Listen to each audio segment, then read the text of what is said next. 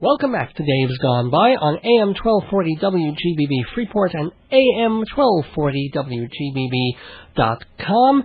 And Dave's got guests on this February 23rd, and really special and appropriate guest for this date. He's been on the show a couple of times, and I'm always thrilled and proud to have him on, not the least of which reason is because he is my dad. His name is Philip Lefkowitz, and he's celebrating a birthday today.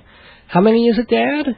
You really want to ask that question, well, You're not a woman. You can answer it. Okay, 67. Oh, mazel tov. Mazel tov. Thank you. How do you feel? Do you feel like a 67-year-old? Do you feel like a 50, 47? Not at all. Not at all. I mean, I'm sure Mom will say you behave like a 17. Oh, 97, really? No, thanks to your mother, I feel like a cult. Like a cult? Yes, a young cult. Oh, cult. Oh, yeah, I was wondering about C-O-L-T? Yeah, I missed that. So you're not at the glue factory yet. Okay. And why, you got plans? Well, here's a question for you then. Why are you feeling so well? I mean, that's kind of an obvious lead-in, but how you doing on the whole weight thing and all that? Well, actually, I think I talked about my weight loss the last time we spoke, and I'm happy to report that at the moment my weight loss is about 80 pounds, maybe 81. So at your highest, you were 270 or 2? Yep, believe it or not, that was the wake-up call. Oh, yeah. That was the shock-a-Rudy. And now you're at roughly... Well, 189. Of course, that's with everything off, everything out. That's with you're not eating out the belly button. I mean, you're not even soaking wet at that weight. You're like dry as a bone and bald. Oh! With your eyebrows shaved. That's a low shot. but it's you went under 190. I can't believe that. Yeah, how about that? That's pretty staggering. Well, now Ema, Brenda, doesn't want me to lose any more. I mean, she didn't want me under 190. Well, even the doctor even said 200. Not under 190. Well, the doctor said under 200, not under 200. But you know, if it ain't broke, don't fix it. I keep losing. Yeah, and you it's not like you're weak all the time. You don't feel. No, I feel better than ever. This is wonderful. This is good news. Other than not being able to walk too well. Well, yeah. I mean, you're not particularly ambulatory, which was the surprise of you're losing all that weight when you weren't going for a jog twice. It's a lot easier to get around at this weight than it was at my height. Yeah. Oh, absolutely. And how's your chair been working? Did they fix that? Yes, they fixed it, and it's really a pleasure. This is what, the Rascal? Which is it? No. This is it's Hutronics. It's a wheelchair, a motorized wheelchair, and it really is a marvelous invention. Cool.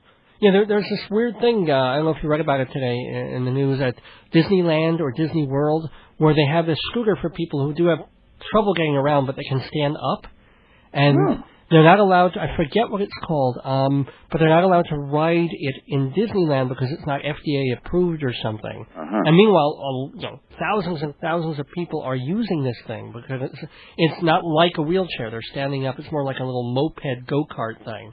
And great idea. It's for people who aren't, are half ambulatory, half not, and they're really PO'd at Disneyland World / Disney Core, Time, AOL, whatever, for not allowing them to use the machine on Disney premises.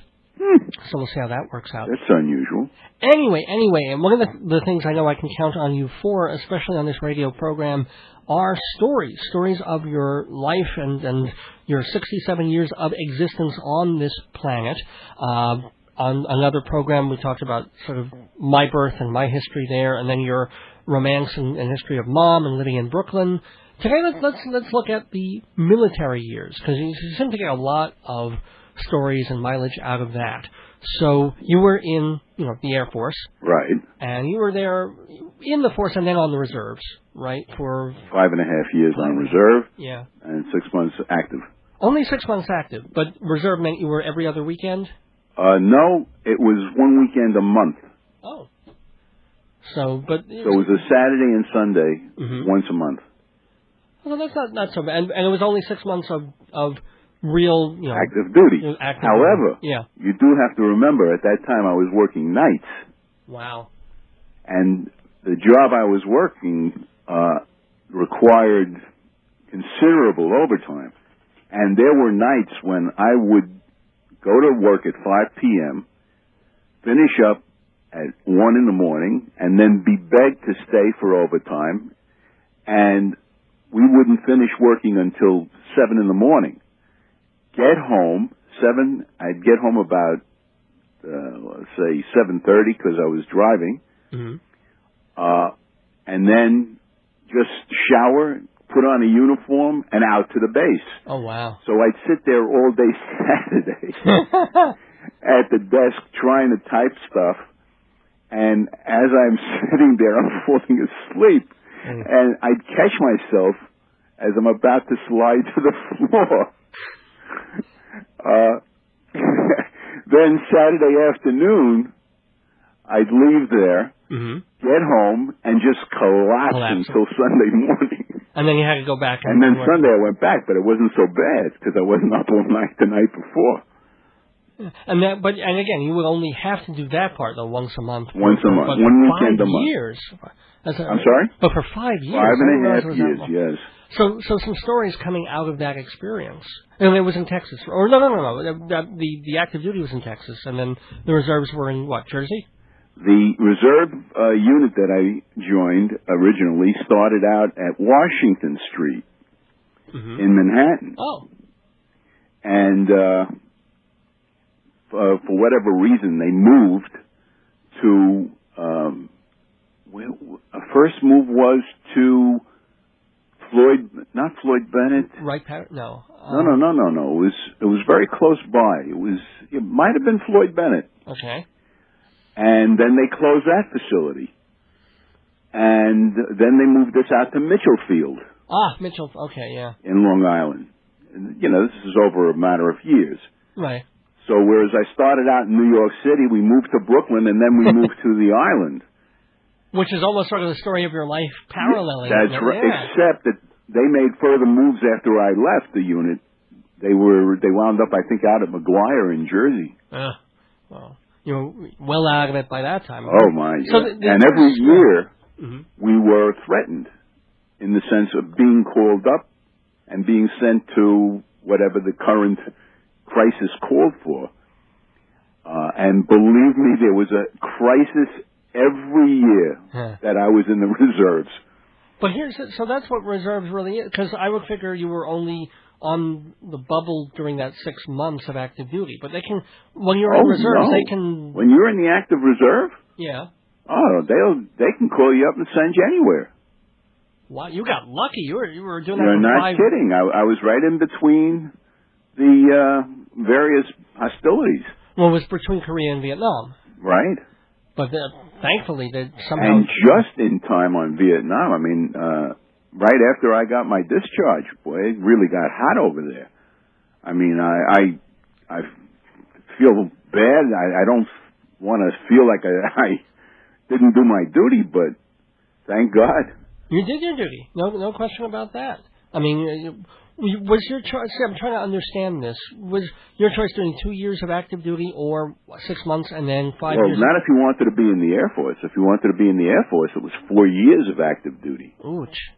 Or 6 months and then 5 years of reserves. 5.5 years of reserve, right? For a total 6-year commitment. Wow. And in the Air National Guard at that time, it was an 8-year commitment. But you had no choice on that. I mean, you were still you had drafted. to do something. Yeah. Whereas the Army would have been what? If you had gone to the 2 years. I see. But, so if you opted for the Air Force, it was 4 years instead of 2? Oh, yeah. If you enlisted in the Air Force, 4-year active duty. I thought it was all the same. And No. And the Navy also, or Navy, I'm not familiar with. I really don't know. But I remember when I first got to Wright-Patterson, which was a lovely base, very nice base. Facilities were unbelievable. I mean, we started off at Lackland with basic training, which everybody has to go through basic. And that was not a pleasant station. Right. Not a good place to be. People don't exactly treat you like royalty. Well, no, certainly not. Yeah. But when we got to Ohio, and I arrived at Wright-Patterson, and then the first place they put us was in the Visiting Airman Quarters, it was called.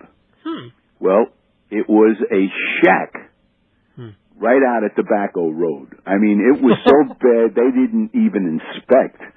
I don't blame them for not wanting to get near that place. It was a horror. So how did... But you're only there for a week or two while they make room for you in the permanent party barracks. So when they finally got a spot for me in the permanent party barracks, which, let me describe them to you. There was a cinder block as opposed to the shack that we were in. Yeah. This was now a new cinder block building. Linoleum floors buffed to a mirror finish. Right. We had a color TV. Now, this is back in 1961.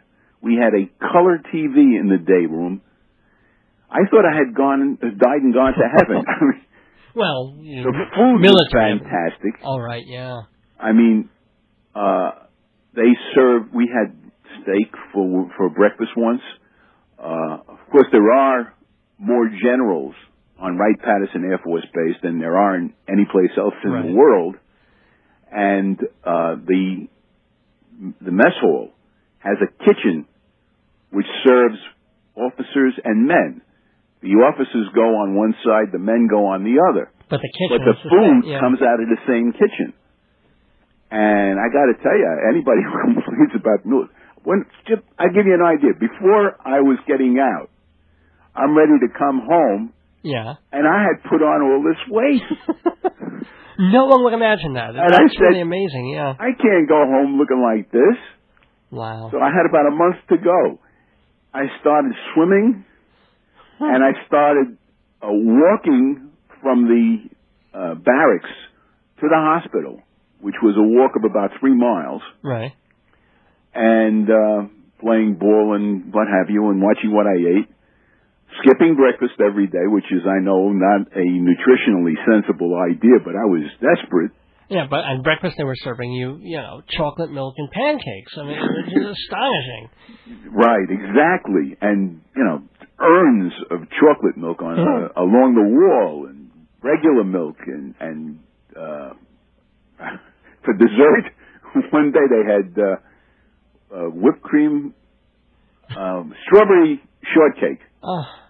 You take little pieces of cake, put them in a plate, spoon out as much whipped cream as you want, top them off with as many strawberries as you want, and you can keep going back for seconds. Well, I guess, the Air Force, you sit up in a plane, and it's a different kind of experience from what they're expecting Army and Marine people to do. I guess that's the reason, or something. Yeah, well, I had, in an ROTC experience, they had given me an orientation flight in a 2-seater jet. Yeah.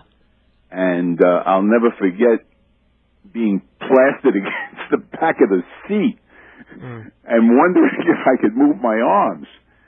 You pull certain forces, the G-forces, and it's really something. It's an amazing feeling. And not one you ever wanted to feel again, apparently. I can't disagree with you. So what were some of the people you had, like, directing you and over you, and good and bad and stuff like that? Well, I had a captain who was one hell of a nice guy. He was really a delight, and it was a pleasure serving with him. And I used to do favors for him. He used to do favors for me. It was really a nice relationship. We're not talking about sexual favors, are we? David! That's my mom screaming in the background. No, no, but what is a military favor? I don't understand that. Well, like, you're allotted so much beer, let's say, at the commissary. Okay? Now, I'm not a beer drinker, and I never really was. I mean, I can imbibe here and there, a sip of a can or two, but I'm not big on it. Well, I would get my allotment and turn it over to him, and he would pick up cigarettes because you were limited to 2 cartons at a time. Right. He would go buy 2 cartons, 2 cartons a month or a week, I forget. Anyway, he'd buy the 2 cartons and give them to me for your mother, who at that time was a smoker. Right. I'm happy to report that since then she has become smart and does not smoke. For several years now, yeah. Yes. Yes. Well, you used to smoke a pipe, too. You gave that up. That was crazy. Smoke constantly. And the the unfortunate thing is, I gave up smoking when, I think Grandpa Morris, my father-in-law, right, got very, very sick, and that's when he died, I think. And at that time, I developed pneumonia from working 2 jobs at that time, and it was really an odd experience because you hear yourself talking, right, and your mother actually thought that I might die, and thankfully I didn't really know how sick I was. And you had given up smoking by then, or was that... No, that was the trigger. I gave it up, and then 6 weeks later, when I was cured, the pneumonia was gone, I started to pick up a pipe, and I said, what, am I out of my mind?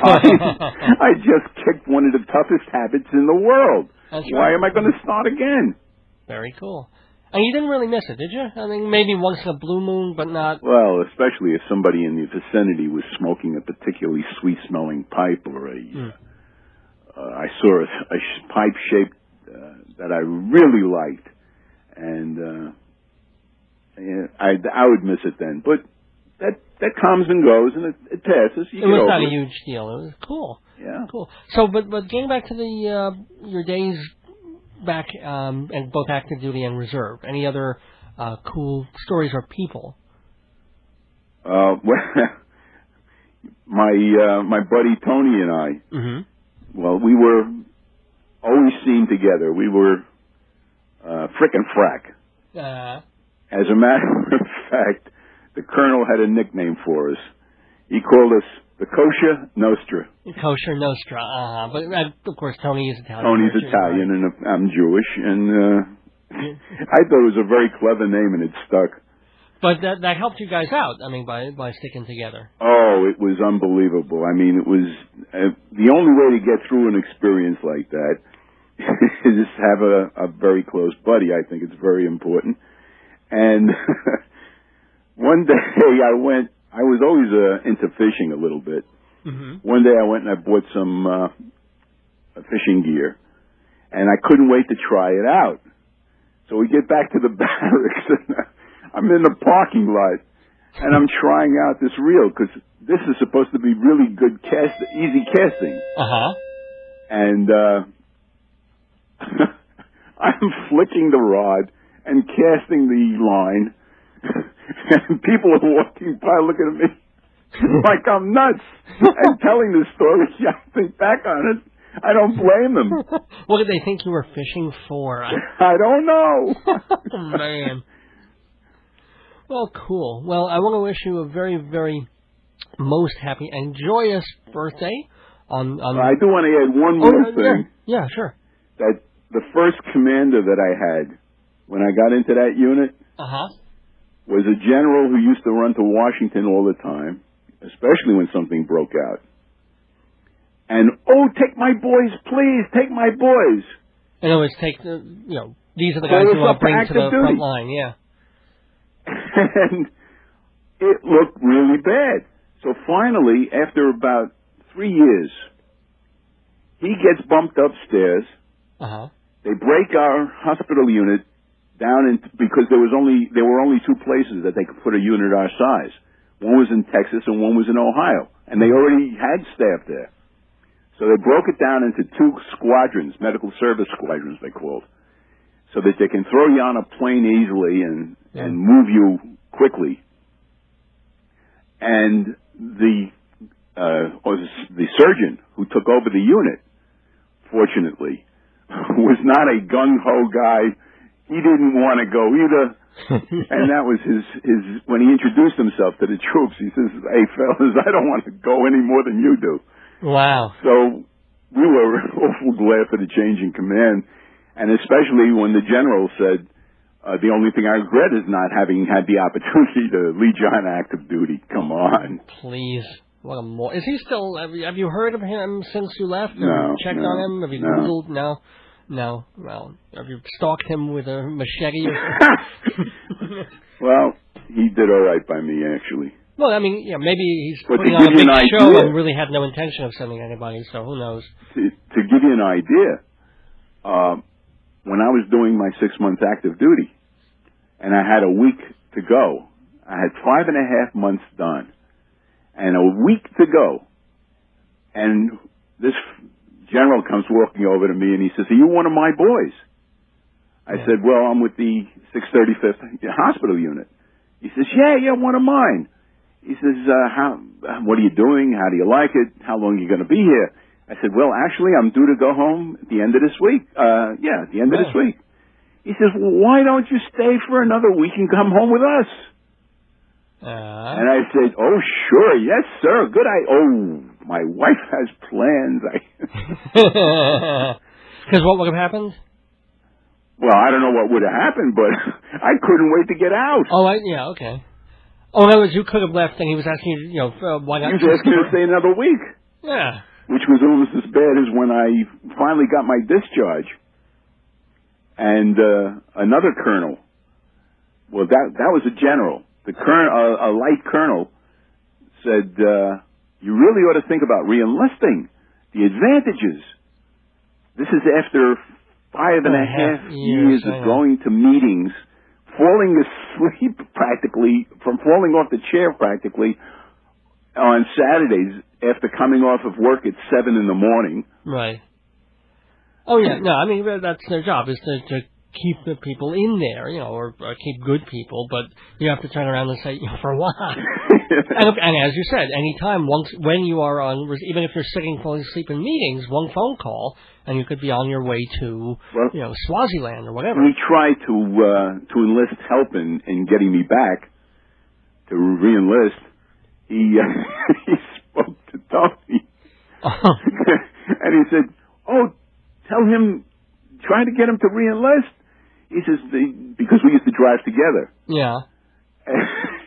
He says, you drive in together and all the advantages, and tell him about the retirement and this and that and the other thing. And he says, "Okay, I'll talk to him." He gets a hold of me. He grabs my arm, pulls me into the bathroom and says, "Run!" Well, I can see him doing that too. You and Tony have remained friends all these years. It's really a wonderful thing. Tony who? That's great. Anyway, Daddy, Papa, I love you. Happy birthday. Thank you.